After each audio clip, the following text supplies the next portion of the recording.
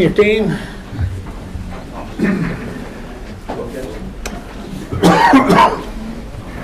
All right, we're back in on the agenda. We're back in session. Do you folks have And copies of this? Introduce yourself and Yes, we do. You do? Okay. Stacy Garrett, Idaho Department of Juvenile Corrections, District 6 Liaison.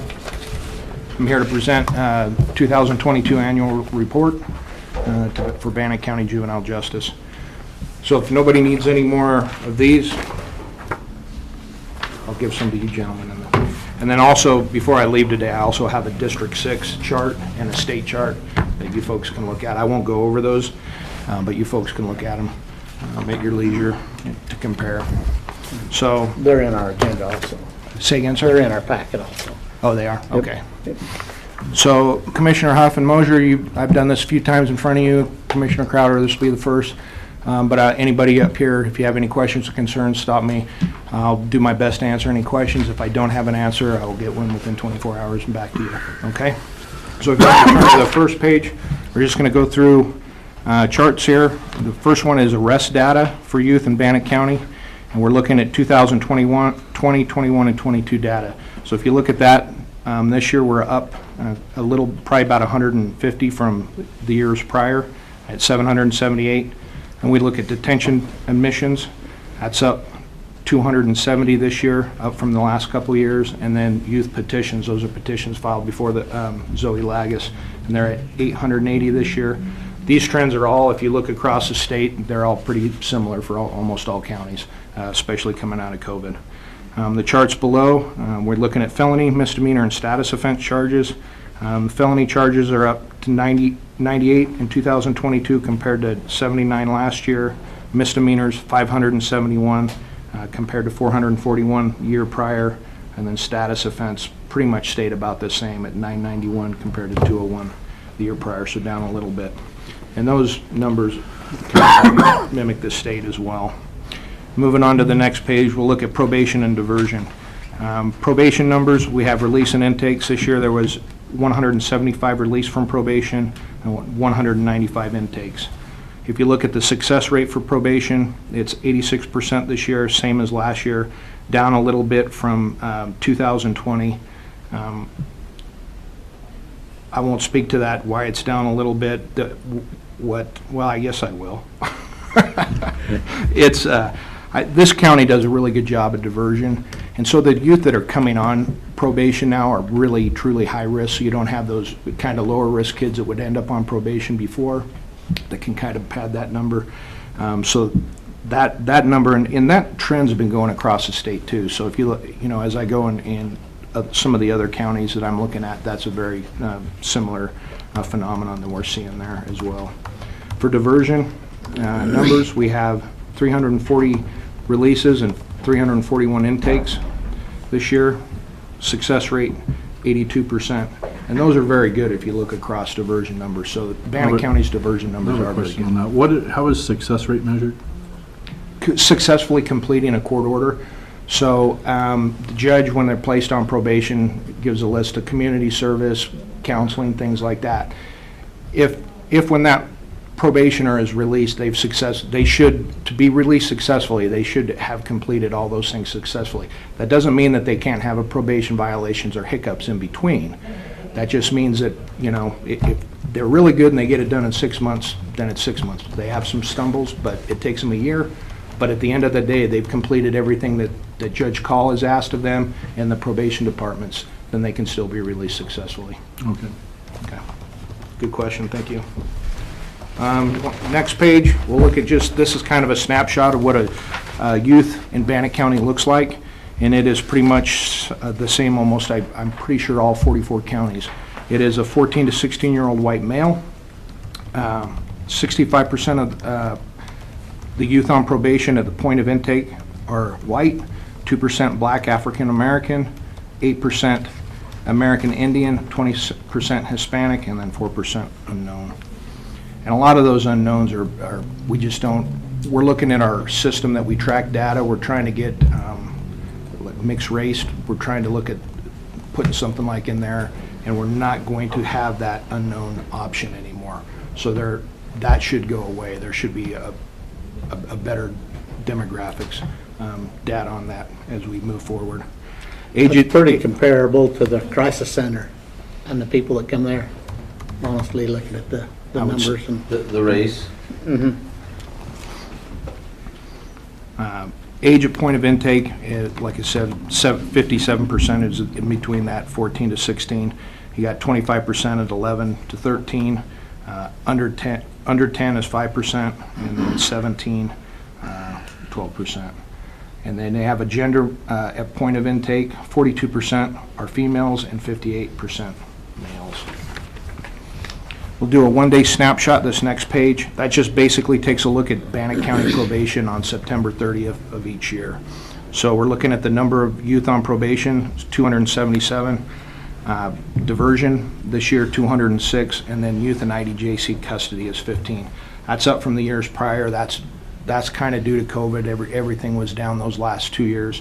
But I will say this, that Bannock County does an excellent job of screening the kids that have to go to our facilities. In fact, Dan Montgomery is currently working with our headquarters to come up with a video, and they're utilizing their Rule 19 screening format is going to be offered to every county in the state. It's that good. It is the hallmark of how you should run a screening team to put a kid or leave a kid out of IDJC custody. So really happy that we have this resource in Bannock County probation. Just the wealth of knowledge and experience that comes from this county is amazing. Next data we'll look at, and this is youth work to address harm they have caused through restorative practices. So community service hours completed on this date for that year is 5,559. That's incredible. I mean, I get access to all the other counties, and per capita this county just blows everybody out of the way with community service hours, and they do a great job with the summer projects and their community service coordination, so good job there. The amount of restitution paid to victims is $28,444, and then we have recidivism rates. This looks at 6, 12, and 24 months, so at 6 months it's 6%, 12 months 14%, and 24 month 21%, and those are all very good numbers. So I mean, years ago I can remember we're up in the high 20s and 30s. Bannock County and statewide are coming down on those, so those are good numbers. The last page, this is taking a look at the pass-through money that comes from the state to you folks. The Juvenile Correction Act money that Bannock County gets is $147,600. Tobacco and cigarette, $206,575, and then lottery, $29,174. That center graph, this is gap funding that IDJC, our department, offers kids that are on probation or diversion in Bannock County. So they had to be able to access substance abuse funding or mental health funding, which is, it says SUDS expenditure and CBAS. That CBAS stands for Community-Based Alternative Services. Two separate pots of money, but the SUDS funding, that's for any sort of any assessments that a youth needs, inpatient and or outpatient treatment. This money is allocated to Bannock County based on their 10 to 17-year-old population. But if our director wants to make sure that if kids need outpatient treatment in Bannock County or any county for that matter runs out of money in that pot, they will find money for a kid. So the director just wants Bannock County to let them know that if a kid needs inpatient treatment and they're running low on funds, we'll make it happen. The CBAS, that money is used for mental health. So if mental health or sex offender treatment, so if a youth doesn't have insurance or isn't covered by Medicaid, we can pick that up. It's mostly used for sex offender treatment because there's just nobody really covers that. A lot of the youth now are covered by the YES program and Medicaid, so more and more when you see that funding there, it's usually for sex offender treatment. And then the last chart is just a percentage of juvenile justice budget, percentage of state funding. So this year it's 11%, so it's gone down over the last 2 years, and I apologize for that. And I don't know. How do they come up with that number? Those are the numbers of they look at the budget, that Form C. Form C, so they look at what the county contribution is, and this also, I believe, includes the detention, the county's contribution to detention costs. So You look at the county's budget, which would include general fund dollars for our department, general fund dollars for detention, and then they look at those tobacco funds, they look at the lottery funds, and then they look at the JCA funds, and then do a total and then calculate what percentage of that was state funds. Talking about the tobacco funds, that doesn't include anything with vaping, right? Right now, my understanding is that the tobacco tax does not include vaping, so this comes from tobacco tax funding. So- That's a discussion we've had a couple of years now up there, and just needs to be pushed a little harder, I think. Yeah, absolutely. The majority of the possession of tobacco charges that come in now, I would say, are vaping related, or kids that we're dealing with, so. I think we had right close to 150 of those, this in county fiscal, state fiscal, county fiscal year 22. And I don't believe they're included on that status offense chart there, so there's 150, citations we're dealing with, 150. Well, they may have one or two vaping charges, same kid, but, that's something we're dealing with as well on a yearly basis. That is all I have. I'll stand for questions. Questions? Comments?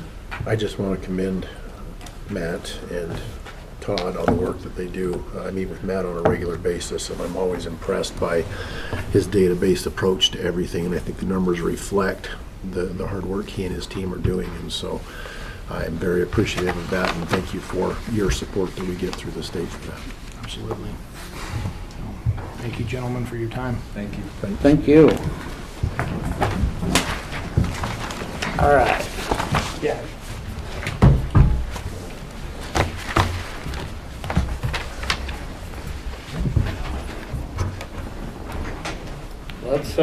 Let's go ahead and we'll have our general discussion on